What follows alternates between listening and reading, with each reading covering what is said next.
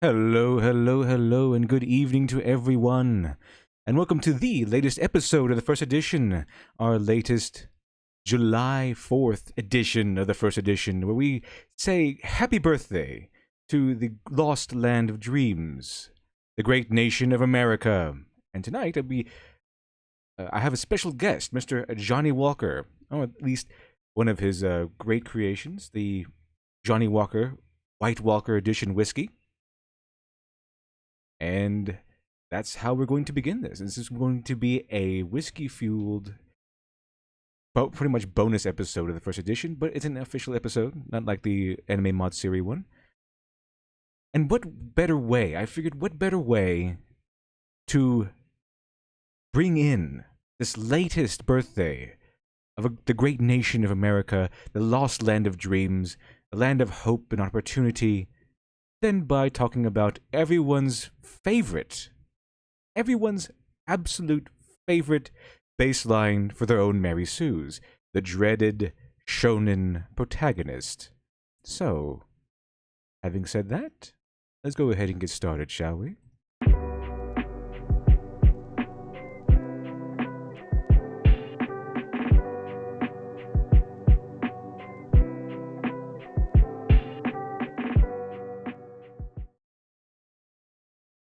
And we're back with the first edition. I am your humble host, the Literature Devil, and tonight we'll be talking a little bit more on the topic of anime, but not really for the reasons of anime specifically. Because this is something I've encountered, this is something that people have brought up over the times that I've been putting out videos, especially on my Mary Sue video. And people always seem to be pointing out that your typical shonen protagonist is usually a Mary Sue. And I mean, sometimes I can see that happening. I can see that working out. I can absolutely see why people might come to that conclusion. See here. Doodle Office, you love the image? Yes. I really like the image. I put together that quote on the American flag image was a quote from the movie London Has Fallen, ironically uttered by Gerard Butler, who's some sort of British. I think he's Scottish. But I find that quote very triggering to the. I believe that quote be very triggering to the crazies on the left because they did not like that movie, and I'm pretty sure they didn't like that movie. Reason being because the good guys fight terrorists and defeat terrorists, and the far left really love terrorists for some reason. So I think it's very fitting, very aggressive, very non-apologetic in its patriotism. Which is and in this current era, non-apologetic patriotism is an act of patriotism, and it's an act of revolution. So I thought that would be appropriate for at least today's July 4th, this year's July 4th, especially with the whole debacle around the big Trump parade and all that. Botan, happy 4th. Happy 4th to you too. Samuel Dresden, opening thought, many such heroes are OP, but some have to work very hard to get that way. I don't think the label always applies. But the thing is about the shonen protagonists is I can always see why they might be labeled an instant Mary Sue, especially they've especially come under fire from the far left or the NPC crowd because they because in the mainstream, what has also come under fire are their favorite Mary Sue-ish types, which are actually Mary Sues, like Rey from Star Wars, which is every time you bring her up, people just these far leftists they go insane, they go absolutely insane when you bring her up. They just have to all tip their fedoras all at the same time and say, "We're going to your rescue, my lady." I have no idea why. I don't know why it's such a hard pill to swallow for them, but yeah, Ray is a Mary Sue. It's been done over and over again. She's absolutely horrible character. However, that's not to say you shouldn't like Star Wars. That's not to say you shouldn't like The Force Awakens. I mean, I like a lot. I said this before. I like a lot of terrible things that I know are terrible, and I admit that aren't all that great. I still like them. They're called guilty pleasures. For example, I really like the League of Extraordinary Gentlemen movie. I know it's not the greatest movie. I still like it, however. I'm not I'm not going to go on and say how it's the most perfect movie ever created, because I know it's a far cry from the original source material, and I also know that yeah, it's not that great. I mean, there's a lot of they made a lot of mistakes and they missed a lot of great opportunities. But maybe that's a stream for another day to go over all the things they missed. But the shonen protagonist has come under fire from many of the people who also support Ray, because they say that oh these and it's mainly because they're men. It's mainly because these particular heroes are made for the male audience, because the shonen uh, genre in Japan is targeted towards a predominantly male audience, which is why you see these shonen series typically have a lot of action, a little bit of romance, have the hero get the girl, that sort of thing. But it's mainly surrounding action, adventure, and things that usually appeal to boys and men. And just like the video superhero comics are for men, it's not about having them be only for men. It's about them being targeted towards one specific demographic, and that's how they work. Because they are targeted towards one specific demographic, and that's actually one crucial thing that writers always need to pay attention to. Because every time you write something, the first step should be identifying what audience you're writing for. That's true about pretty much anything. I mean, even in the main industry.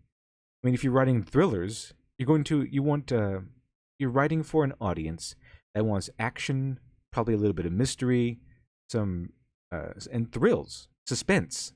That's what you go to thrillers for. If you're reading romance, if you're writing for an audience who likes romance, right? You're not going to have so much action. You might have a little bit of action, but you're mainly going to focus on a a relatable protagonist, because you need the reader to be able to slip into the protagonist's shoes, and then a very desirable love interest, and then the rest of the story will be obstacles put in the way of their love, put between their love. Maybe it's forbidden, maybe something has come between them, like a job or an international conspiracy, for example. One of those things. If you're writing horror, if I pick up a horror novel or a horror comic, I would expect to see some sort of supernatural events, maybe a monster, uh, maybe something as simple as home invasion. So it's important to know your audience. That's why some specific genres and specific stories should target market themselves towards specific audiences. Now, when it comes to the shonen character, they usually come under fire by several different groups for being Mary Sue's, and like I said before, it's very understandable. Let's start from the right, because I am actually most familiar with the right, with the Yusuke Urameshi.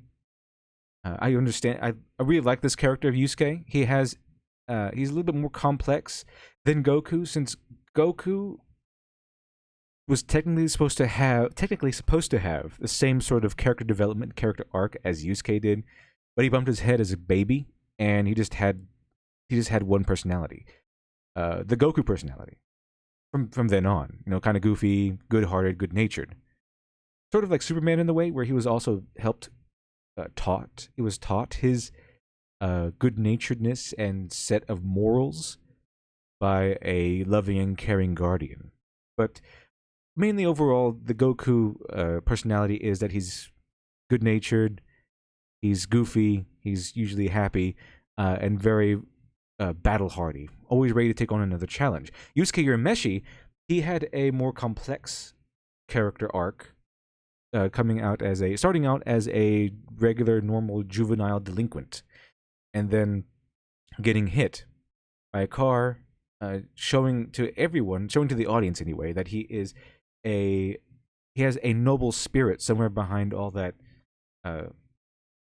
edginess and all that hostility, because he sacrifices himself to save a child he has no idea who that child is.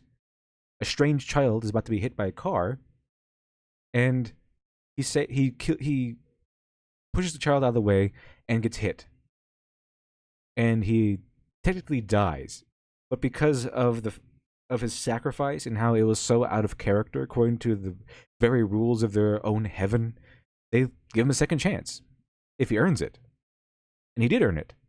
So I mean, there's a whole collection of episodes in Yu Yu Hakusho where he has to go through trial after trial and encounter one stress after stress, bringing in these sort of things. Trying to make things right and have everything align so that he can have a chance to come back to life. But he eventually does come back to life. But after being dead, he gains a interesting connection to the spiritual realm, to the realm of the dead, the realm of demons, and he's able to see demons and spirits where he wasn't able to do so before. And that sparks his journey.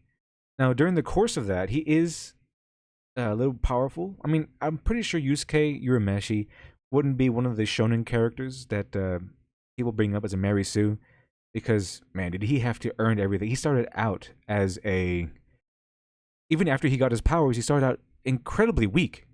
He could only shoot one of his spirit guns, one of his trademark spirit guns. He could only do one of those a day, and at full power, it was only enough to maybe knock someone over if they weren't looking and was unprepared. And he almost dies countless times because he encounters, every time he goes up against an enemy in whatever arc he's in, it's always an enemy that outclasses him by far. It's always an enemy that outclasses him, and he always gets obliterated. And it's only through his sheer force of will that he doesn't.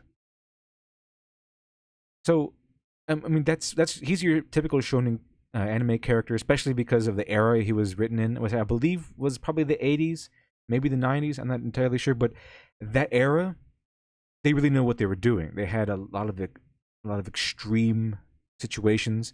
It's very dark. Even Dragon Ball Z had its dark moments, but Yu Yu Hakusho was able to really bring out that sense of dread and the sense of doom, which is why Yu Yu Hakusho is. I favor Yu Yu Hakusho over Dragon Ball Z. I think it is the better series overall. Until they go past the Dark Tournament arc in the anime, and then they just go off the rails. It's like some edgy 13-year-old took over. So if you do like Yu Yu Hakusho, or you haven't seen it and you would want to watch it, I would just recommend only watching up to the end of the Dark Tournament. And then it's over, and it's considering it over. Because after that, it gets really strange. They just destroy a lot of the lore. They tear down some characters. So, really strange. So I would recommend going to the end of the Dark Tournament and then switching it off. But if we go to now, I have really no idea what Naruto is. He was just included in the picture I chose. But I think I've seen a few episodes of Naruto.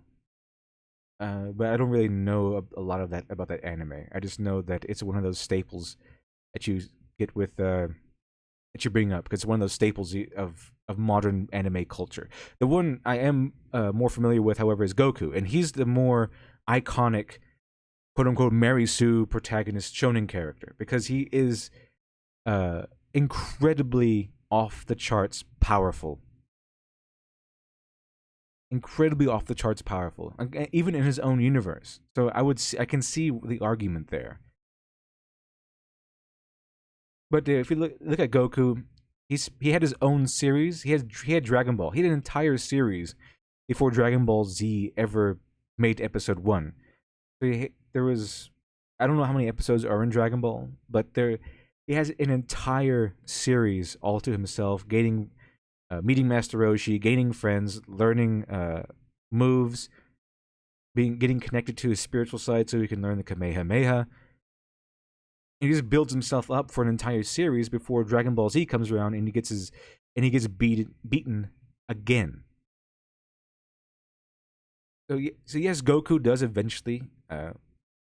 He develops power, great power, and breaks limit after limit. He can pretty much break his limit just by sheer force of will and by constant and continuous training. But that doesn't take away from the fact that he has this devastating power to him, that so devastating that it becomes plot points across everything that I've seen. I haven't seen Dragon Ball Super.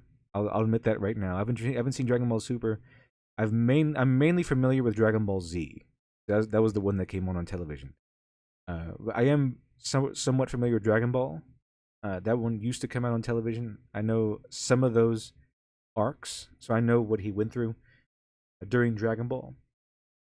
But I know Goku, he gets beaten and he gets crushed. But thing is that they bring in plot points because the writers know how powerful he is. So I mean, even very early on, when the Saiyan saga, where he has to defeat Nappa and Vegeta, that the plot point was that everyone was trying to delay Nappa and Vegeta until Goku got there, because when Goku got there, that's when they had a chance. But let's take Goku for a minute. Let's take Goku. So let's say it's acknowledged that he's very powerful. But is he a Mary Sue though? Now the typical definition of Mary Sue that you'd get is a character who is overpowered. That's your typical basic definition of a Mary Sue, is a character who is super overpowered. And so let's compare his development to Rey from Star Wars. Goku spent an entire series gaining power, training, and he's dedicated his whole life from birth to the power of martial arts and gaining in strength through discipline and practice. Even from episode 1 of Dragon Ball, or at least the first few episodes of Dragon Ball, we see that he is dedicated to practice. He didn't just reach a certain level of strength, which was pretty immense even at that time, where even as a kid he could lift cars, and he had the strength of like several adult men as a kid. But he did not reach a level of strength and then just surrender, saying that he is perfect. He didn't have the same level of hubris that some of the shonen protagonists have. He kept training. Whereas Rey, she started off in the desert. She has skills which we can grant her, survival skills that she learned in the desert. So they kind of, if you take Dragon Ball Goku and then Rey from Star Wars, their first outings, they're about equal. We can understand why they have special strengths, special skills, and we can give them their special abilities. Especially with Goku, because this is a brand new series and they're just laying out the rules, as opposed to the Rey-led Star Wars series. So we move on. Then Goku has the same strength he has, and that he keeps getting stronger. Especially when he meets Master Roshi, and that it becomes a theme throughout pretty much all the Dragon Ball series, where Goku would meet a new master or encounter someone with special knowledge that he would then train under and then take. So Goku's entire story is about him training and getting stronger, unlocking limits, or smashing limits, unlocking new knowledge, and becoming stronger, not just because he's driven by some need to defeat an enemy, but just driven by his need to get stronger. That's innate in his personality and his character. Whereas opposed to Rey, who just stepped off a planet and all of a sudden she's getting all kinds of powers. I mean, she went to Luke Skywalker in the second movie to apparently start her training, but lesson 1, Luke Skywalker says, "I'll train you, sit down here and meditate." She immediately starts cracking mountains and creating water, it seems. She immediately starts destroying things and creating all kinds of nonsense and mayhem. From day 1, first day of training. Now keep in mind, this is opposed to Goku, who was trained under the martial arts master Gohan since he landed on Earth. So he was trained. He was trained, and then that his whole story is him gaining more training and more knowledge. Whereas Ray's story consisted of starting out awesome and then just not becoming more awesome, but revealing to the audience more and more of her already existing awesome. So she can fix ships out of no just inherently. She can break mountains inherently. She can just learn from just pull knowledge of how to use the force and how to create force powers just from the ether. Just as soon as the plot needs her to have these powers, she has them. So what's the difference between a Mary Sue and one of these OP shonen protagonists? And so what I think a Mary Sue is not a character who is necessarily overpowered. It's not necessarily a character who is liked by everyone, although these can be indicators of a Mary Sue. It's a character whose universe kind of bends to the needs of the plot in that character. So when Goku needs strength, when Goku needs to get stronger, he fights and he gets beaten, and then we have his goal where he has to go off. He survives that encounter, and then he trains to get stronger, kind of like in the Android Saga, where he gets warned. They get warned with a significant amount of time before their arrival, and then they spend that time training. That's usually the pattern that Goku goes through. Whereas opposed to Rey, it wasn't. She didn't train, more along the lines of she needed these powers, therefore the universe just gave them to her. That's what I mean when I say that the universe bends. Because I also got people saying, well, if the universe bends to the main character, doesn't mean every main character is a Mary Sue, your argument is invalid. It's like, no. You have to be just fashionably stupid to believe something like that. That's not how that works. And I explained that in the video. That's not how that works. And that's definitely not what I meant.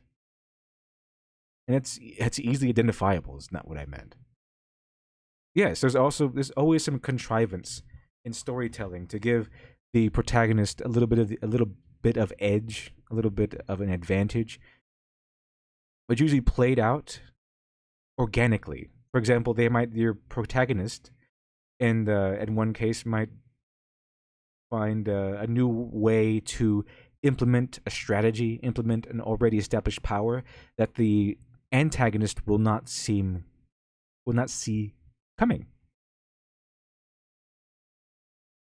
That's how you had that contrivance fit in. Where, okay, this makes sense now that you pointed out, or maybe it doesn't make sense, and then so the smart guy of the team says, okay, it does make sense because of these reasons, and they list the reasons why it makes sense now, and it's due to the newly established fundamentals of the move or the power or the device they're going to reinvent to fight the antagonist. So that's what that's a far cry from let me see, let me give a specific example. Well, okay, we go back to Goku. Cell, when he fought Cell in the Cell games, right? Cell can regenerate. He's very powerful. He's made up of all the powers and DNA of the Z fighters, and he can counter the Kamehameha, which is Goku's signature move. He can dodge them. He can, he's pretty much unbeatable. And then Goku came out with his instant transmission power, and no one saw this coming. I mean, especially Cell didn't see this coming. So Goku goes up for a Kamehameha, and then Cell just laughs at him and says, he's thinking that he can dodge it or block it or counter it or whatever. And then Goku starts teleporting everywhere, combining the power of instant transmission with the power of the Kamehameha. And then when he's done charging it up, he stops, goes to point blank range, and obliterates the top half of Cell. Fortunately, that doesn't beat him, but Cell did not see that coming, and that's what I mean by the contrivance coming in to save the protagonist, just by them thinking of things over. Now, it doesn't really make sense if you really think about it at the very base level, because Goku was supposed to. He explained that instant transmission only works if he can lock on to a particular space or power, and he has to concentrate. But he was teleporting everywhere for just instantly, just every half second, while he was charging up the Kamehameha. So if you really think about it, it might not doesn't seem to make sense, but it's a reasonable enough contrivance that it doesn't really matter. But the main point there is that he just didn't gain a new power out of nowhere. He put together two moves. He thought critically, and then he created a new power with powers he already had, and then dealt a very powerful blow to Cell. Now, if you go back to Rey, there was no. At least they didn't show us that she combined powers or she summoned her strength that she had from her times living alone. Like, it didn't go into anything really. It didn't go into anything really at all. She just had powers. Now, it would be a different story if they went into maybe they showed us flashbacks of her learning how to fight like a long time ago. Maybe it doesn't have to be a long flashback. It can just be a quick flashback of her training under a master or fighting off a bad guy at one point because she was being defeated, and then something. And if she when Luke sets her down to meditate, she calls upon that power, and then once she connects to that power and resummons that energy she had a long time ago, then she starts getting accessing new powers. That would be Star Wars. That would be fitting in with the Force, and that would be combining not only showing us that she has a powerful drive within her, but it would also be showing us a little bit about her past and that why she is the way she is, where she learned these skills. But they don't do that. She's just awesome. That's the only thing they have going on. She's just awesome. She just gains powers. No explanation. Not even a little bit. I mean, that's all we need. Is just a little bit to explain these things and or at least to have the audience feel why all of a sudden she has all this power within her. Maybe not everyone would be satisfied with that, but it would be something. But they don't give us anything, which is why she falls into Mary Sue territory. Because rather than having earned this new power, earned the tapping into this power, she just has it. And that's it. That's the end of the story. She just has all this immense power with no explanation. As opposed to Goku, who thought critically and combined two moves at once and defeated a powerful opponent. See here. Samuel Dresden. Take Naruto, for example. When he's not actually fighting, half his screen time is training, failing, and then succeeding in mastering something. Yes, that's what I saw in the few episodes I've seen so far. And then, no one likes Naruto. I mean, he is cursed. He's a cursed child. He has like some sort of evil demon spirit locked inside of him, and he's a total social outcast and pariah. He is a juvenile delinquent, much like Yu Hakusho, not Yu, Yusuke Urameshi was. And he pretty much spends his whole time trying to gain attention because no one wants anything to do with him. And so then he trains hard once he starts getting that attention. But other than that, he's a loser. He's like last in class. He doesn't really do much other than goof off to gain attention. He always gets people mad at him, riles them up. The only time he gets, I don't even know when he gets his powers, but he's pushed through trials and tribulations, and he has to earn everything he gets, just like Goku, just like Yusuke does. He takes his punches, and he has scars. He has a lot of weight on his soul. There's not a lot that was given to Naruto as far as I've seen. I think I've seen maybe a few episodes in to the end where they fight off the bad guys on the bridge. That's as far as I gotten. I think with a Naruto bridge or something like that. But as far as I gotten, but he fails a lot. he fails a lot, and he doesn't. And he feels that failure. He feels the weight of that failure. But you know what Naruto also does? He learns from that failure because that's what failure does. That's what failure is supposed to do when you're writing stories. Goku fails. Yusuke fails, and every time they fail, they it's a spectacular failure. It's a terrible and costly failure. But they learn from it, they grow from it, and they get stronger. Every single one of them, as far as I've seen, Naruto, Goku, and Yusuke, they all fail, they all have flaws, but every time their flaws or their failures come in to hurt them, they always learn from it. They always get stronger from learning from it. That's correct.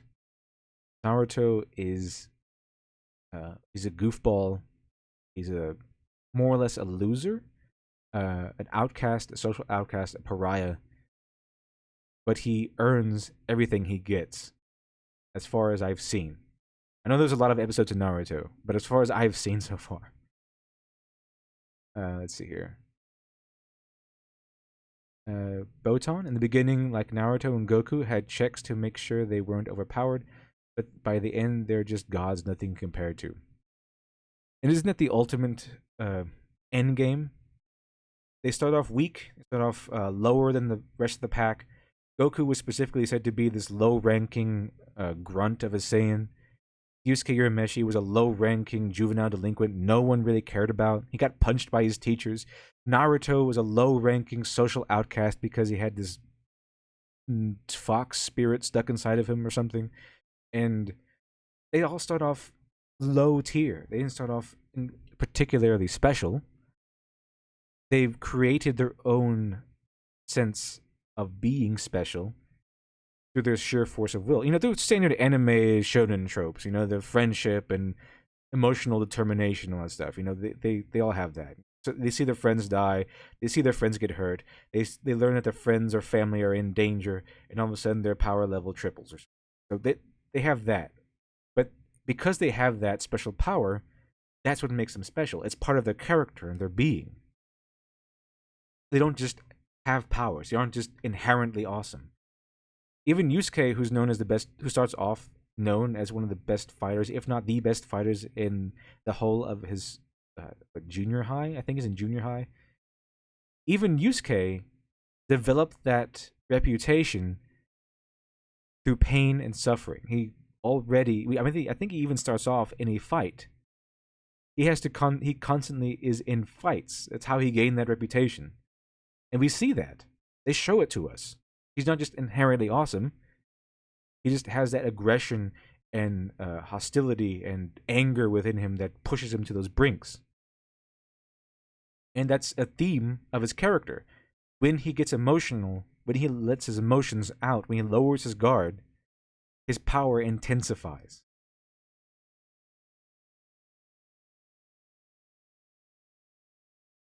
Botan, like Roshi, wouldn't let Goku and Krillin win the World Martial Arts Tournament because he knew that winning that early would do to them. Yes, exactly. That's I remember Roshi at the end of one of the arcs of Dragon Ball entered the martial arts tournament so he could knock out his own students, so that they would have a sense of need, a sense they would have a goal to aspire to, because according to Master Roshi's philosophy, or at least his mentality there, which I'm not really sure if he's being 100% honest. I'm pretty sure that he just wanted to win. I mean, not totally, but I think it was partly due to the fact that he's won some glory, because that's the way Master Roshi is. But his mentality, his base mentality, his core mentality of joining the martial arts tournament at that time was to knock out his own students so they could have a sense of belonging, a sense of determination, and a goal to aspire to, because he thought that if they won the martial arts world tournament, that's it. That's the peak. As far as he knew at the time, that was the peak of power. If you win the martial arts tournament, the world martial arts tournament, you are the best in the world. And he thought that if one of his students, who were pretty much children at the time, one of his students manages to win, then they would give up. They would surrender training all notions of getting stronger because they're already the strongest. He wanted them to continue getting stronger, aspiring to higher heights, breaking more limits. And he knew that that might not happen. There's a great chance that that might not happen if they think that they are the strongest in the world. Because if they are the strongest in the world, then what is there to aspire to? Goku was always given more and more powerful uh, limits to break, stronger limits to overcome. As soon as he overcomes one thing, another thing rears its head. And even when there's no danger in sight, by that time that he has learned that there's always something stronger out there. There's a whole universe of strong bad guys out there. Something stronger is coming just around the corner. So it's that reason why he keeps training, because he wants to have a good fight when these things come around. Also, he has that sense of protect. He wants to protect his friends and family, and he can't do that if he slacks off in his training. And that's kind of built in and combined with his need to get stronger, his innate sense of battle, his thirst for battle and uh, competition. Doodle Office, I like anime and manga about exploration. If anyone else in this chat likes exploration themes, Made in Abyss is my suggestion. I'm not really sure what those. I know there's a lot of anime covering a lot of genres. I'm not really uh, familiar with those other ones. Another one I thought of was Prince of Tennis, but I haven't seen that one. But that was one of the ones I thought was extremely strange. You're making an entire series about tennis, but from what I've learned from these people who make anime and manga, they can pretty much make anything interesting. Let's see here. Samuel Dresden, even Goku doesn't quite fit Mary Sue, super powerful. But man, is he far from flawless. Dumb as bricks, reckless as all hell, puts the universe in danger just to have a good fight. Yet that's Goku. He has some immense flaws. He has embarrassing flaws. He's allowed to be embarrassed. The writers allow him to be embarrassed. They allow him to fail. They allow him to slack off. They allow him to mess up, make mistakes. It's something they don't let a Mary Sue do. And one of the things that mark a Mary Sue is not just being overpowered. It's not just having people like you. In fact, a lot of people hate Goku or dislike him or are annoyed by him constantly, including his wife. But one of the main, one of a very good way to tell whether or not a character is a Mary Sue is by seeing how the writer treats that character. One of the ways you can tell it's a Mary Sue is that they don't ever get into embarrassing situations. They don't really make grand mistakes or costly mistakes. If something goes wrong, it's someone else's fault. If they do make a mistake, if the Mary Sue does make a mistake, it's either not that bad or that mistake was actually a good move in the long run. Like they might make a mistake, but that mistake leads them to finding out what a key vulnerability to an enemy is. Something like that. Usually their mistakes turn out to be victories in the end, if they are costly at all. But every single one of these protagonists on the screen, as far as I've seen, they make mistakes. They're allowed to be embarrassed. I mean, Yusuke Urameshi was forced to kiss one of his greatest rivals. Who it was done in a very funny fashion. That it was done in like in a very romantic setting, and they were both repulsed by it. But I mean, I think he was supposed to. That was supposed to happen. But at the end, it was the girlfriend Keiko who ended up doing it, I believe. But but he was allowed to be embarrassed. He was allowed to be made a fool of, and he's constantly being embarrassed, made a fool of, and his whole identity is being really cool. Goku, Naruto, they're all fools. I mean, they're all made fools of. They're all allowed to be embarrassed, and it's not something that they can recover from. Really, it's not something that they can turn to being cool or being correct in the first place. It's 100% foolish. That's why they don't come off as Mary Sue's, rather, even after reaching intense power levels.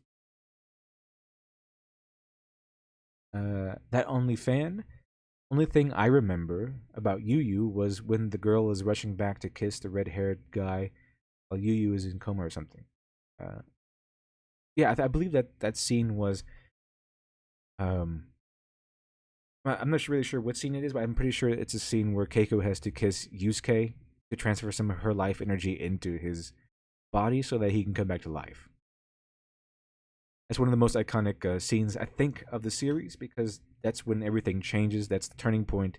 That's when everything comes together because you see that Keiko really does care for Yusuke. I mean, you see that because he puts up with a lot of his crap.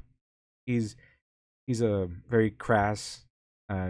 She's a goody two shoes more or less, while he's the complete opposite. And we learn later on why she has those feelings for him, despite him being this complete wreck and mess of a person. Because in put in context, I think one of the things that Yusuke has to do to not get in trouble is make like a 56 or something on a test, because that would be an incredible. Uh, I think maybe it's Yusuke or Kuwabara, but there was some test, and the teacher put a test on them where they had to get score like above a 50% or something on a test because that would be a giant leap in their progress. That's how. I mean, still a failing grade would be a giant leap in their progress. That's how much of a delinquent he was, or he and Kuwabara. They ran around in the same circles. They're both delinquents. I remember Dragon Ball, Doodle Office. I remember watching Dragon Ball as a kid, and this one episode stuck with me: Goku being trained by a monkey. I'm pretty sure that happened. I'm not really sure. I don't remember that scene, but that seems like Dragon Ball. That was Dragon Ball, right? And let's see here. JJ Boy. So main characters earn their powers through their trials and tribulations, like Demon Slayer. I got that recommended to me recently too, probably because I like Goblin Slayer. But yeah, these people earn they earn their stripes. Even going back to Goblin Slayer, I think he's a shonen protagonist. His stories that he's involved in surely fit that motif. So he starts off awesome. I mean, he starts off awesome, but we're seeing Goblin Slayer pretty much at the end of his training, as him being at his peak. Is kind of like running into Goku for the first time when he's Super Saiyan. Where his development where Goblin Slayer's development comes in is not really so much his combat tactics and getting stronger. It's basically his humanity. Where Goblin Slayer is his top-notch elite warrior when it comes to slaying goblins, but he's lost touch with his humanity, and that's where his growth comes in. And even Goblin Slayer is allowed to be embarrassed. He's allowed to make mistakes. He's the lowest of the silver ranks. People make fun of him. Even the people on the lowest tier, the people who are porcelain ranked, they make fun of Goblin Slayer. So again, we have another shonen protagonist who starts off on the bottom and is acknowledged as being on the bottom. Unlike these modern Mary Sues who start off pretty and popular and pretty much on the top of society. And if they start off at the bottom of society, everyone already loves them and fears them. You wouldn't have a modern protagonist. I mean, you wouldn't have a modern Mary Sue protagonist today who starts off at the bottom and then is made fun of and mocked and made to be made a fool of, unless, and here's another calling a typical aspect of Mary Sue you can identify, is that if someone does make fun of them or stands in their way or does not like them for any reason, if a character does not like a Mary Sue, that character will be treated as absolute evil. And their only redeeming quality, their only choice of redemption is to like the Mary Sue. That's a good way to know what a Mary Sue is. If the character is a Mary Sue, if someone hates them and is treated as absolutely 100% in the wrong, then there's a good chance that the person they hate is a Mary Sue. Because if you going back to these shonen protagonists like Goku or Yu Hakusho, no, Yusuke Urameshi, Naruto, and Goblin Slayer, everyone, every single one of them has someone or a group of people or a whole society of people who look down on them, who make fun of them, who laugh at them when they're foolish or say something stupid. But they're allowed to. They're not treated as evil, not portrayed as evil. I mean, let's take Goku. Vegeta joins later on. He becomes part of the group. Still hates Goku. Still hates a lot of the people who are in the group. At least does not like them. Maybe not outright hate, but at least does not like them. If Goku were a Mary Sue, Vegeta would not be on that team. Vegeta would not be allowed to join the friends until he liked Goku openly, until he came out and pretty much pledged his allegiance to Goku and became BFFs with Goku. But Goku isn't a Mary Sue, so he's allowed to join despite the fact that he still dislikes or hates Goku and his friends. They're just kind of together because they kind of share the same goals now. That's one way to compare a Mary Sue's character with someone who's not.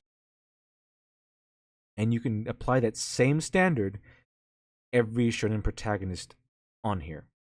Yusuke, Goku, Naruto, even Goblin Slayer, even the main characters from other anime, like Samurai Champloo. I think Samurai Champloo may be my favorite anime of all time. You have Jean, Mugen, and Fu. All of them have their strengths. All of them have their flaws. All of them are allowed to be made fun of. They each have their foolish moments. They each have their moments when they have someone who hates them, and they're not treated as absolute evil. I think even Mugen doesn't like Jean, and he's part of the group. He doesn't like Jean at first, anyway. He wants to kill Jean. Jean wants to kill Mugen. They kind of dislike each other. They kind of hate each other, and then they eventually sort of become more or less friends by the end. But people who hate Mugen, people who hate Jean in the story, they're not treated as bad guys. They might be treated as antagonists. They're not treated as absolute evils, like they would be if they were all Mary Sues. Yusuke, he's hated by a lot of people, and the people that hate Yusuke are treated like they're sort of in the wrong, but only because we're trying to see that Yusuke is a good person. They're showing us the good side of Yusuke while they only see the bad side, and it's that reason why they're made to be in the wrong, because they don't know Yusuke's good side, because Yusuke doesn't show it to anyone. That's part of the main his characterization. That's ultimately that is the main flaw that becomes center point in the Dark Tournament arc.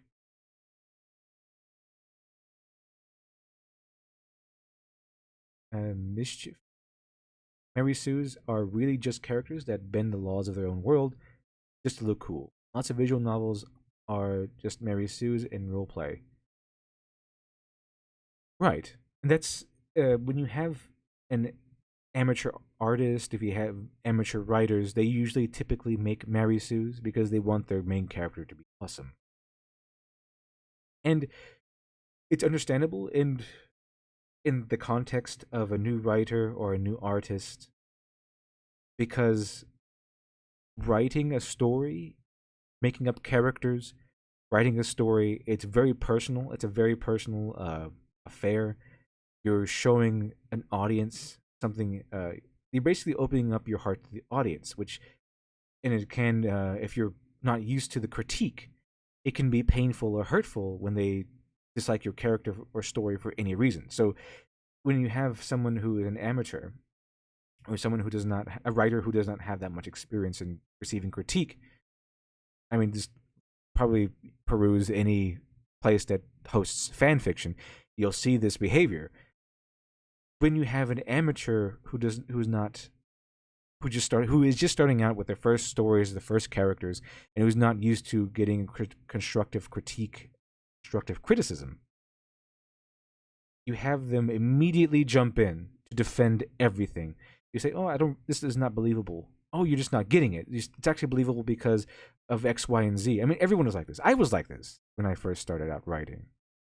I mean, this is way back in this is way back in grade school, but I mean, and actually before that. But it does. It's when you first starting out, you just want to hear praise. And the thing is, when you're just starting out, you want to make the coolest or most awesome characters and story of all time. So when that does not turn out to be the reality, it can be hurtful, and that's why people like to. That's why fledgling writers enjoy making Mary Sue's. They want to have characters who have no flaws, who everyone loves, because that's how they feel the characters should be treated. They should be treated. It's basically the Mary Sue is written with the mentality of an amateur writer, someone who doesn't have that experience with constructive criticism. So the writer treats their characters like they want the real life readers to treat their characters. And in that sense, they write their main characters where everyone loves them and anyone who does not love them is evil. But more or less, usually they usually grow out of this phase. And they definitely don't usually have these things published. But that's the mentality and archetypical nonsense that you get with real life Mary Sue's. What you get with Ray. It's what you get with pretty much everything that Hollywood pumps out that has the labels of girl power or inclusion or diversity. If they have these labels, they usually have these new writers who don't really know what they're doing, who just want to have their character being treated as the most awesome and best at everything. Let's see here. As a doodle office. One main character in a story made a mistake by accidentally letting a murder into a guide, resulting in 12 deaths. Ever since then, people at the guide was suspicious of them. Yeah, that's a pretty big mistake. Letting in a murderer. That's something you can actually build an entire series on. The person who made that mistake and how they have to deal with living with that mistake. Very hard to get a Mary Sue out of that. I mean, I'm pretty sure it can be done, but it's going off the premise, not just, I want to make an amazing, awesome character. Same with Dresden, Yusuke had to appear in people's dreams to convince them to kiss him in order to wake up. He never kissed Kuwabara, it was a dream. Oh yeah, that was right. Because he had to communicate with people in dreams. And he had 3 people who were potential vessels that could kiss him and then wake him up. Because not just anyone can kiss him. It had to be someone who he was close to in real life, which was a problem for him because he wasn't really close to anyone in real life. He had his mother, he had Keiko, and he had Kuwabara. And his mother was always too drunk or out with men to listen to her dreams and then follow through with his message. So his mother was out of the picture almost immediately. And then he was too weirded out by Keiko because he can't really let his feelings out about that one. But that left him with Kuwabara, so he had to go with Kuwabara. As much as it disgusts him, he had to go to Kuwabara in his dream and then try to convince him to go and kiss his body in real life. It was hilarious. They both hate each other at the moment. They not really hate each other, but they both dislike each other rival-wise because they're both rivals. And that was incredibly awkward. Let's see here. Samuel Dresden Kuwabara had to get a certain grade on his test to convince a teacher to let one of his friends keep his part-time job. That's right. That's right. That was the episode when you got to show, we got to see the other side of Kuwabara. Because up until then, I think Kuwabara was portrayed as this jerk, just another jerk like Yusuke. But then we see that Kuwabara has some honor and some very, very virtuous values to him. I mean, in some sense, I like Kuwabara more than Yusuke because he has a very powerful sense of honor. I mean, when it comes when they introduce a love interest for Kuwabara, he comes up as a real quote unquote nice guy, but he actually does have some virtuous morals to him, which are genuine, and he will take punishment for you to protect his friends. If you are Kuwabara's friend, he will literally die for you because he has a strong sense of friendship, and he has a very so Kuwabara is a very good character in my opinion. He's a very good foil for Yusuke, who's more self-centered, or at least acts more self-centered and has trouble accessing his emotions, whereas Kuwabara pretty much wears his emotions on his sleeve. Let's see here. Photon Kakarot. Yep, that's a very big uh, trait of Vegeta. He does not acknowledge Goku as Goku. He still does not like the world in which Goku now lives. So he calls him Kakarot because he has a stronger connection to his Saiyan roots, which would be uh, completely unacceptable had Goku been a Mary Sue. Because if Vegeta was to join as a villain reformed into a good guy, your heel face turn, so to speak, he would not be allowed to hold any of those beliefs. He would not be allowed to uphold his Saiyan lineage. He would not be allowed to dislike Goku in any way. He'd have to become this Goku cheerleader in order to join the group. Basically, he had to become Yamcha. No one wants to be Yamcha. No one does. Not even Yamcha wants to be Yamcha. And I'm pretty sure that's canon. The Bored Enthusiast. I'm literally going to watch Yu Yu Hakusho for the first time on another tab as soon as Kashima's over. I got it set up and everything. Awesome. Great. Fantastic. It's an amazing show. It is a sister show to Dragon Ball Z, but the context of Yu Yu Hakusho, the writing is much tighter. Everything is much more focused. It has a darker tone. It's not overly violent, but the writers are very good at portraying the tones of desperation, suspense. It's a lot darker. It has a lot darker motif. I'm not saying that darkness is good. I'm not saying that because it's darker than Dragon Ball Z, it's good. But it fits the narrative of what they're going with for the show. The senses of mortality, of your choices mattering, and having your life matter, and it has all these different things that are tied up in there, and those are the things that make the show have a darker feel, have more determination, have more a determinant ending to your actions. So, I mean, I can have a whole stream on Yu Yu Hakusho. Like I said, I'm not exactly the most versed in anime, far from, but there are reasons why I like the anime I do, because I do like some series of anime, and there are reasons for that, and I can show my works more or less and why I like these particular series.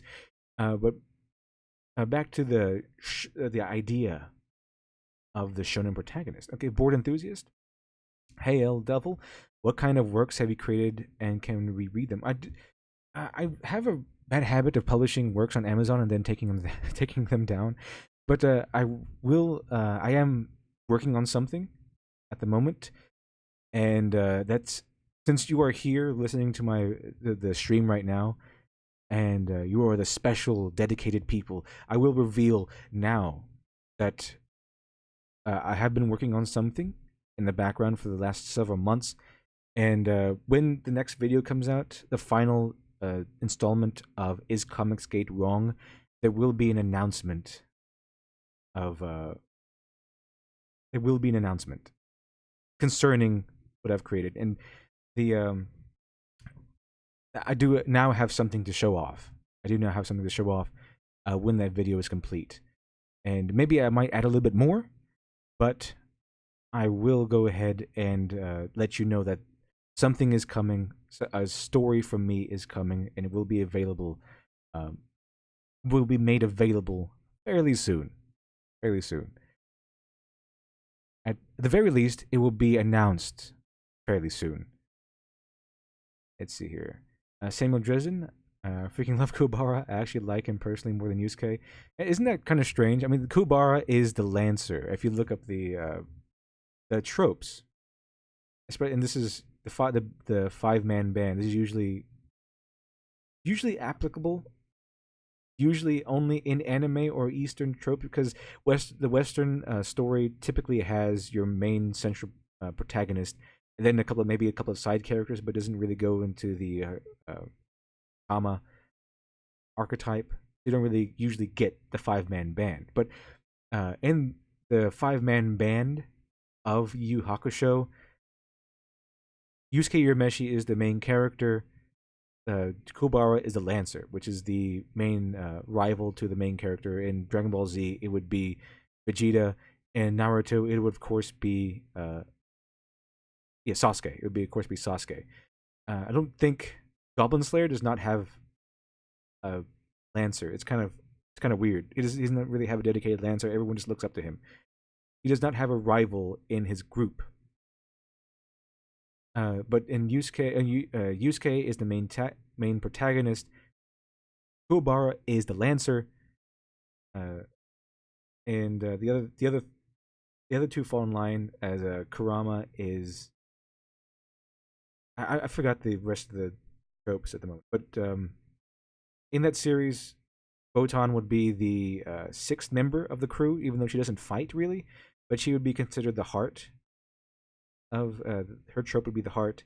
Akubar is a lancer, and Yusuke is a protagonist. Hiei is the dedicated evil character. He's part of their team. But he's also has the he also pushes moral. Oh yeah, the big guy. Hiei, I think, actually is the big guy. At least that's what he turns into. Kurama is the smart guy. He usually implements various tactics in his combat style. He's the most tactful.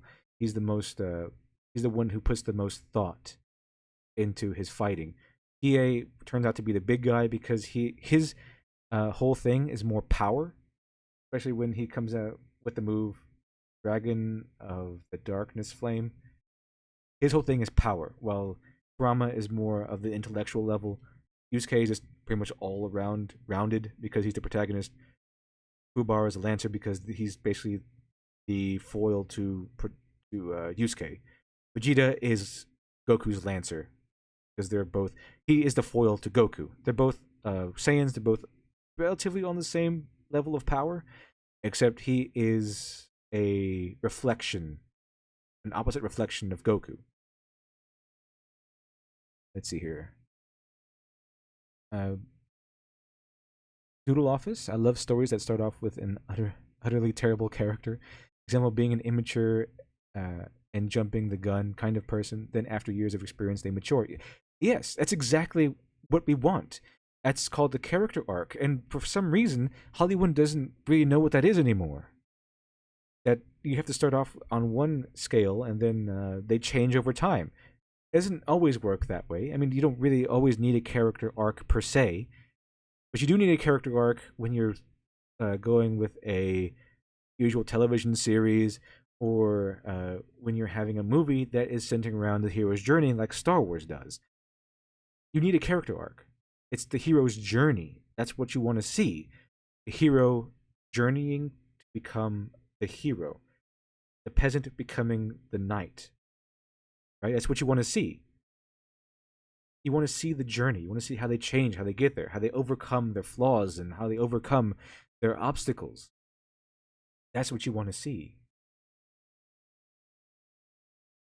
And Botan, I hate how Deku was such a crybaby. I like one like Naruto better. That's why you like Naruto better. I think it was Deku wasn't from. I'm not sure what Deku is from, but I do know that Naruto does earn everything. He's a goofball. He's a goofball, but I think that's why people like him. He's a goofball, but he does become powerful. He does earn respect.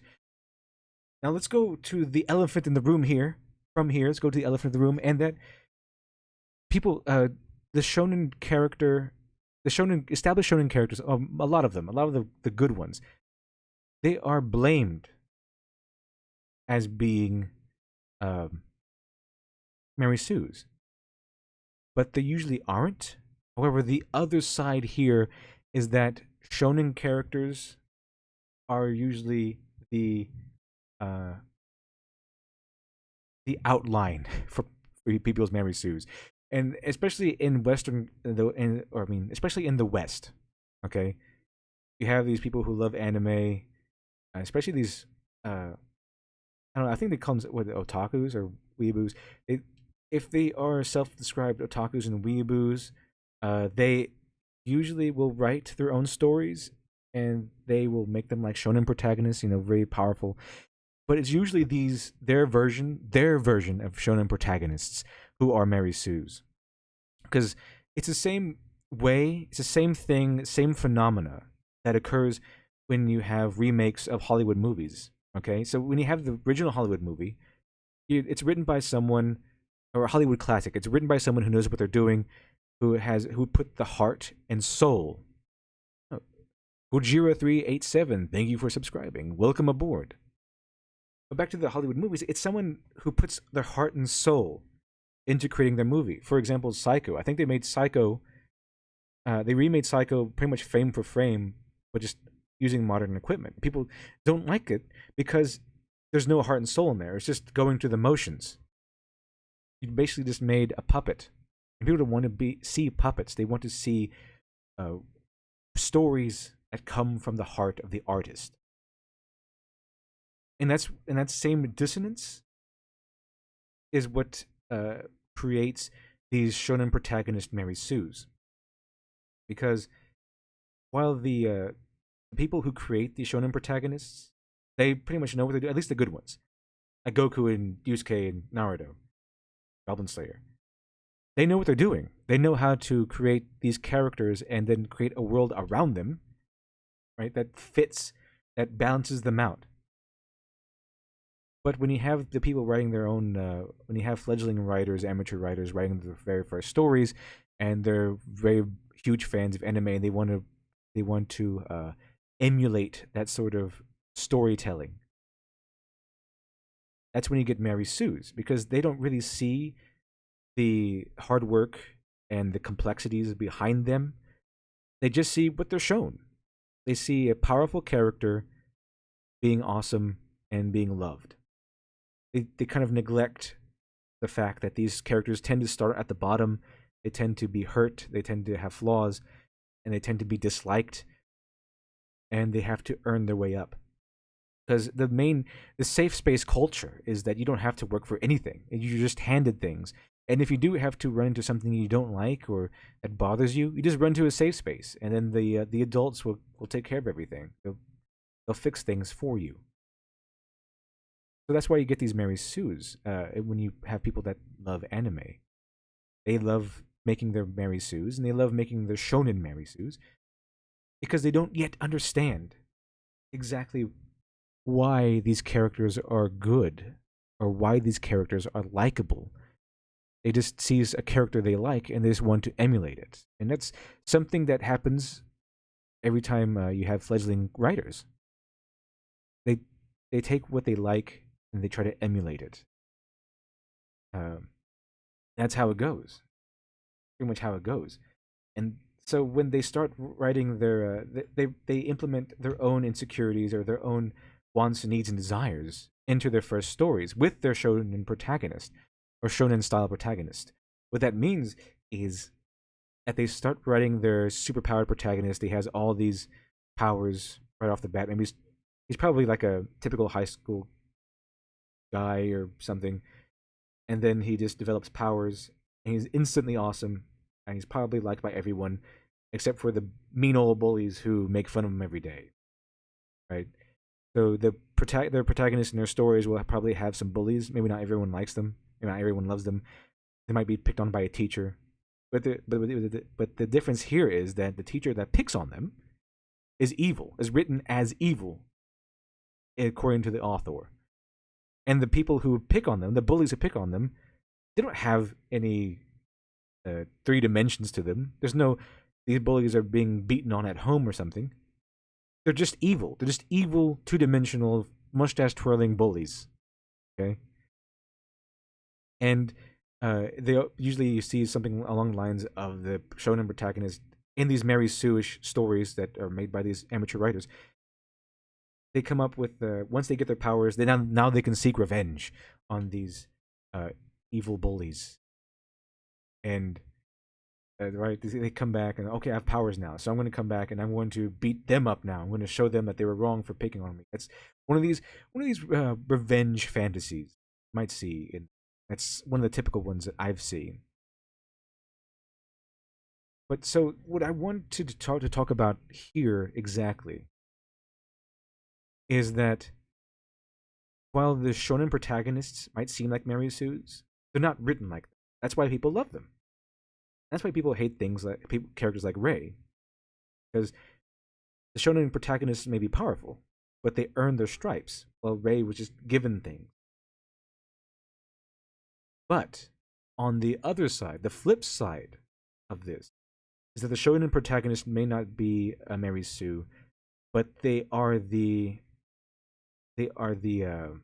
archetype for the Mary Sue. They are the starter kit for Mary Sue's, because usually these fledgling writers tend to see these anime protagonists as super powerful and everyone loves them and all that, and they just want to emulate that. So they may not be Mary Sue's themselves, but they stand as the pamphlet to Mary Sue creations. Let's see here. Samuel Dresden, Karma is a smart one. Tech, I believe, is another term for it. Dragon of the Darkness Flame, it was most mildly edgelord technique ever. I know, really, I know, right? And then that's what I love about Yu Yu Hakusho, actually, is how over the top it is with a lot of its stuff. I mean, it's so. I mean, if it wasn't made in the era as it was, and it wasn't one of the archetypical staple anime of the time, it would be really cringy if you remade it these days. Because a lot of it has become cliche. A lot of the things that you see in Yu Yu Hakusho has become cliche.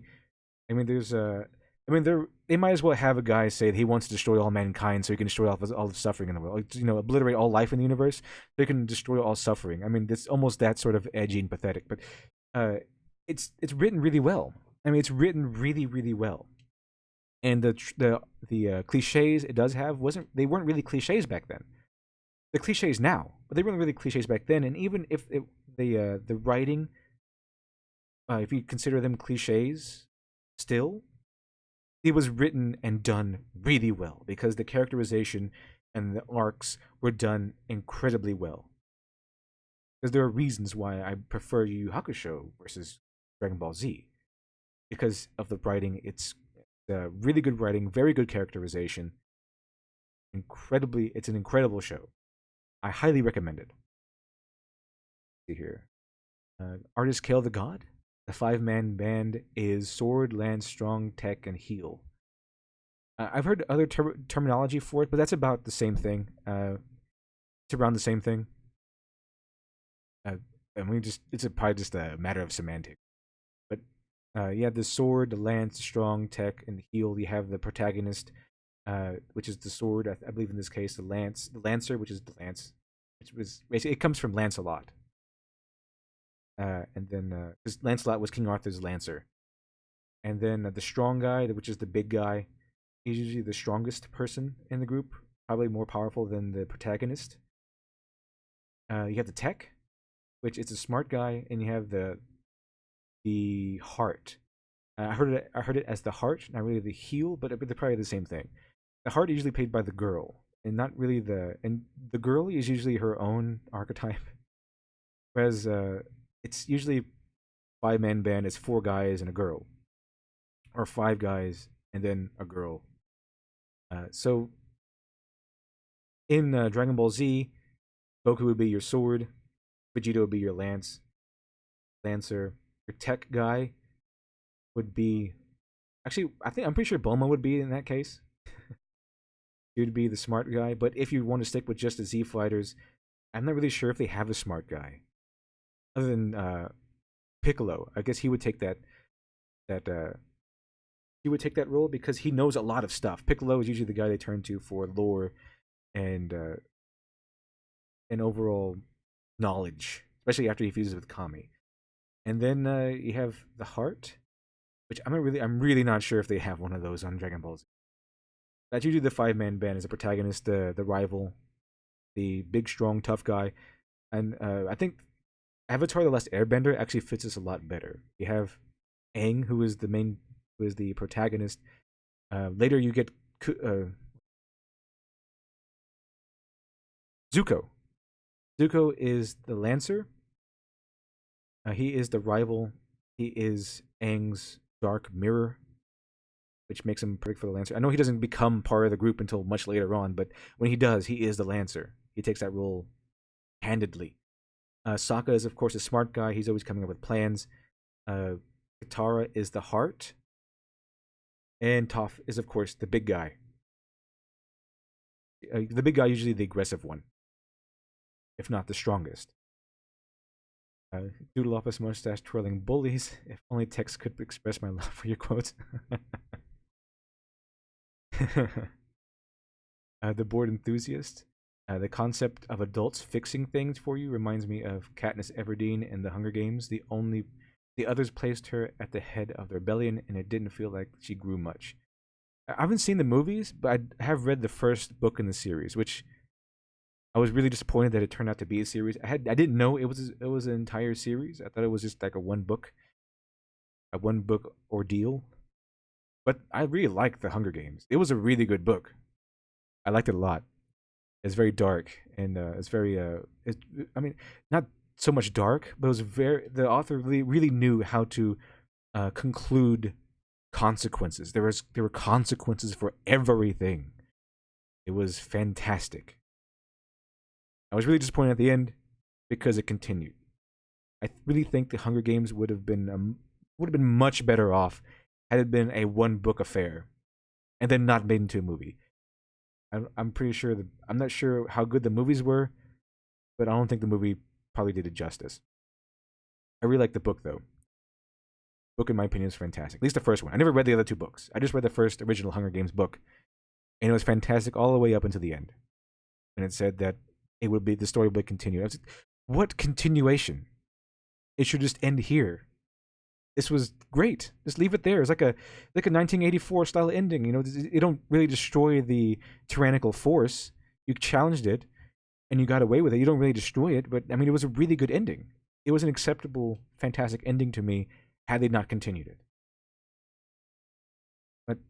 But I digress. I mean, that's a story for another day. Let's see here. Samuel Dresden. The teacher thing reminds me of something. That Freaky Friday remake with Lindsay Lohan. It turned out that the teacher actually was going out to get her. Her mom rejected him in high school. That was weird. Oh yeah, I remember that. I haven't seen that movie in years, but I remember that now. The teacher was actually going after Lindsay Lohan's character because her mom rejected him. Like, wow, what a nice guy. Botan, that was the same with Snape and Harry. Samuel Dresden, Snape's instance had a lot more depth to it, though. Yeah, I mean that's basically what you have there in Yu Yu Hakusho, but there are two faces to what Yusuke faces. He has two teachers there. One is this cruel, evil teacher, and then who is willing to punish him for almost nothing. He even frames him at one point. But then you have the other teacher who does also want to punish Yusuke and discipline him, but only to help him. He wants to help Yusuke. And he's understanding about how this juvenile delinquent works. So it's not so much as you either love Yusuke and you're good, or you hate him and you're evil. It's more like Yusuke does face some real challenges. The evil teacher comes off more as a challenge rather than someone who just hates Yusuke and then therefore he's evil. So there's a duality there. It shows both sides of the coin. Someone who wants to help him, but not someone who really wants to not someone who just giving him things, but someone who wants to help him versus someone who's just out to get him. Board Enthusiast, I agree the first Hunger Games book was great, though. The rest kind of felt forced, where the other two books about the rebellion should have stood alone. Yeah, I mean, the first Hunger Games book really called, to me, it seemed to call on a lot of themes of George Orwell's 1984. It was dystopian. There's a lot of darkness, a lot of sadness, lots of people playing the game just to survive. And then it was a story about Katniss Everdeen standing up to the tyrannical regime and then succeeding. I mean, she didn't destroy it, but it was a face of rebellion. I mean, she became a face of defiance, and it should have ended with her dying. I think, showing that yeah, the regime is still in charge. You didn't destroy everything, but someone finally succeeded in standing up to them, and she could have been like some sort of hero or some sort of martyr in the days to come. But I think it should have ended after that first book, a little Chuck Palahniuk kind of ending. The board enthusiast, can you read the other two Hunger Games books and give us your opinion on the series? It could also reveal why sequels don't always measure up to the original. I could. Possibility. I'd like the first one. I've heard that the second and third are really also good. But I read the synopsis of the second and third one, and I don't really like where the series was headed. I mean, it went too cliche, in my opinion. The first book was not cliche. It was really good. It was really good. It was very fresh and unique. And then we go into the cliche. Oh, here go. We're going to the rebellion. Of course, there's going to be a rebellion. There's always a rebellion. I mean, I don't care about the rebellion. What intrigued me about the Hunger Games was about how she was going to participate, and then she was afraid she was going to die, and then she sacrificed herself so her little sister wouldn't wouldn't be forced into the Hunger Games. Then she goes through with it, and then all the plays and the decisions and everything that you see that Katniss undergoes. It's really interesting. It's really interesting, and every decision is carried out to fruition with consequences. Of course, they had a little stupid scene where she buries her dead friend with flowers and stuff. I thought that was kind of dumb. I mean, were you going to have that kind of time? But her friend, she makes a friend, and usually in these sorts of books, especially written nowadays, that friend would maybe be hurt and then survive until the end. But the friend actually dies. And then you have, I mean, her boyfriend should have died too, in my opinion. She should have died at the very end. It would have been a really good closure to that particular story. So that's why I think, I mean, it was very good. Very good. Very George Orwellian. Had the vibes of 1984 to it. But then they ruined it because they had to continue because I guess they have to make more money. I don't know. Neil Gaiman should have written it because Neil Gaiman rarely does any sequels. They should have taken a lead from Neil Gaiman. Do not do sequels. Just have a definitive ending, and have it at that. And I know Neil Gaiman does do a few follow-ups, but he's become famous for not following up with sequels. Let's see. Doodle Office. There was this one book series that I really liked. It was called Miss Penregrine's Home for Peculiar Children. It was an amazing book, though the main character just seemed really bland to me. I have the movie, and I've been meaning to watch it, but the whole premise seems really interesting. The Home for Peculiar Children. I had no idea it was a book series, though. But I'll check that out now that I know it's a book series. In case you didn't know, but I prefer to read, usually. That's what I want to talk about. I just want to have a quick July 4th live stream and talk about the faces, the very face, or the character archetype, at least, that has become the face of writers in America is the Shonen protagonist, because anime has become such a big thing over here in the West, and all these fledgling writers who want to start off with their first story, they make Mary Sue's, and their Mary Sue's are Shonen protagonists. At least they have all of these superficial elements of Shonen protagonists. It's more like they went to a buffet where they just took what they wanted instead of what they really needed. Like they just had a bunch of cake instead of some vegetables and protein to match things out with. They just took the cake. That's basically what happened here. So, and I wanted to just go over the fact that no, Shonen protagonists like Goku and Yusuke and Naruto, they are not Mary Sue's. They may be powerful, but they're not Mary Sue's. Not even close. They're just powerful. That's the only thing that might lead you to making them Mary Sue. They are special, yes. People do like them, and I mean, there's a lot of plot points in these series where things happen because the antagonist finds such special interest in the protagonists, but they're not inherently special in that sense. Uh, they become special through trials, tribulations, and um, training, working hard, earning things, flaws, failures, and mistakes.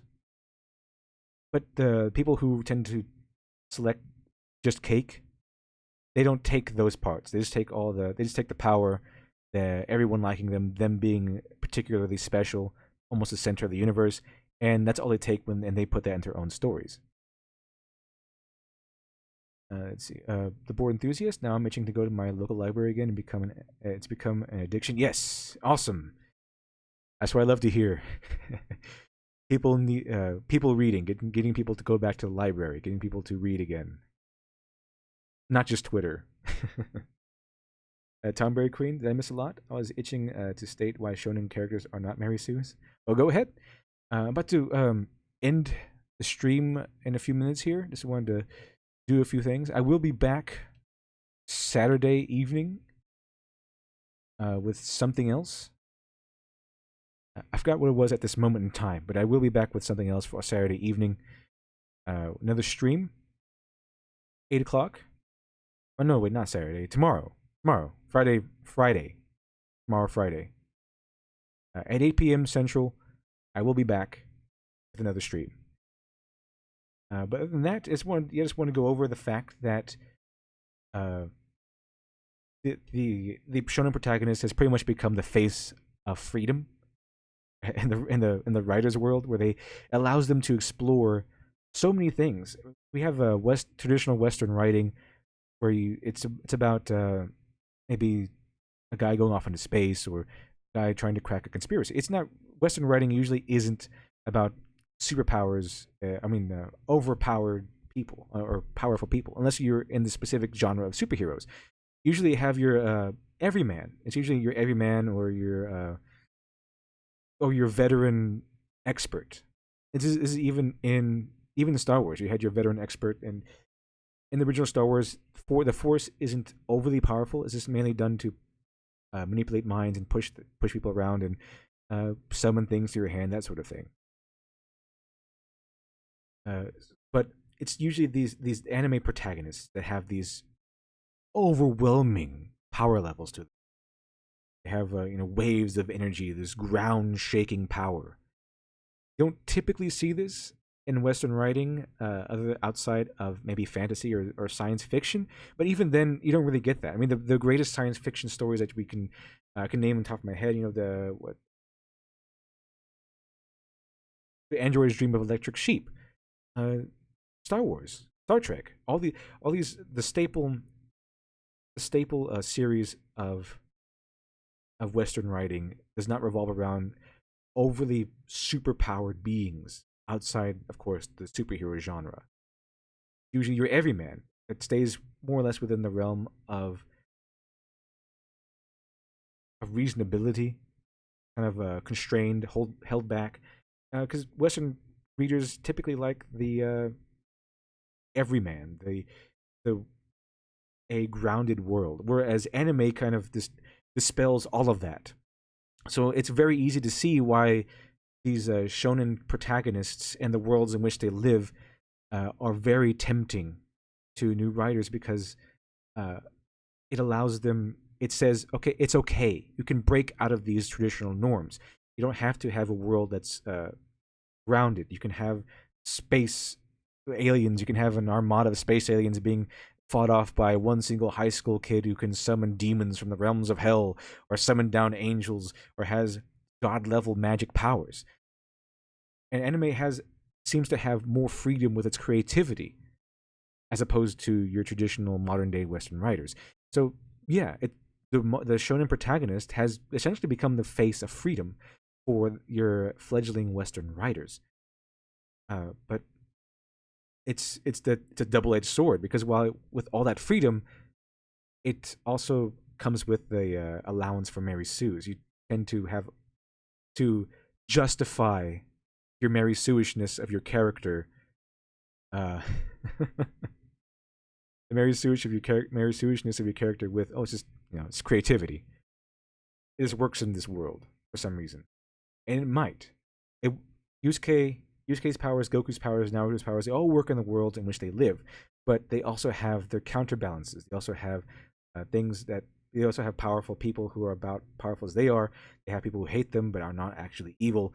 They have everything that balances them out writing wise.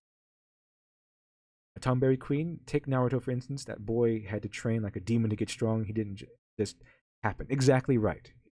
Naruto became powerful. Goku became powerful. Yusuke became powerful through training, hard work, and failure. It didn't just happen. So, and that's what I'm getting at. So if it's not a crime, okay, it's not a sin to copy your story and emulate the writing styles of shonen protagonists and shonen stories, but you just have to remember that you can't just take cake, okay? A buffet of cake is not good for you. A lot of calories, it's a lot of sugar. You have to take some meat and some vegetables to balance out that meal, okay? You can't just have a super powerful protagonist who's loved by everyone and hated by evil people only. You have to have a protagonist that can be powerful, but you also has to have those flaws, make mistakes, real flaws, like things that aren't just being clumsy or something. It has to be significant. Okay, you're not going to get by with a plate full of cake and maybe one fried egg. Okay, it has to be balanced out. Maybe a little bit of cake, a couple of eggs, and a couple of links of sausage, and maybe some broccoli on the side, something like that. Okay, writing is like eating a balanced meal. You just don't eat cake for every meal. No one likes that. I mean, it might be delicious to the writer, but it won't be delicious to anyone else. Okay. The Bored Enthusiast. I went back to the stories I wrote when I was 12 or 15. I physically could not continue. I wrote Mary Sue's that they were annoying and mean hotheads. You know it's bad when you annoy yourself. And it's a pretty good way to see if your writing is good or what you've written is good, is to uh, write something, wait around 6 months, and then read it again. Maybe 6 weeks. I think Stephen King actually recommended around 6 weeks or so. Read it again. If it's still good, then you're good to go. If it was, but you'll have a new mindset when you go over it again. Samuel Dresden. Hell, even when shonen heroes are gifted power, it's still not easy. Deku was given his quirk, but he basically breaks himself every time he leans on it too much. He still needs to train himself. That's a good balance. Even with the given something, there's always something that there's always a price to pay, and that's also important. There needs to be a balancing out. A price needs to be paid if you are given power. The Bored Enthusiast sound like someone wants breakfast already. Not yet. Not yet. But we'll see. I'm going to go ahead and end the stream now. Thank you everyone for joining me, and have a happy and awesome July 4th. And I will see you again tomorrow, Saturday at 8 p.m. Central. All right, everyone. Have a wonderful American birthday.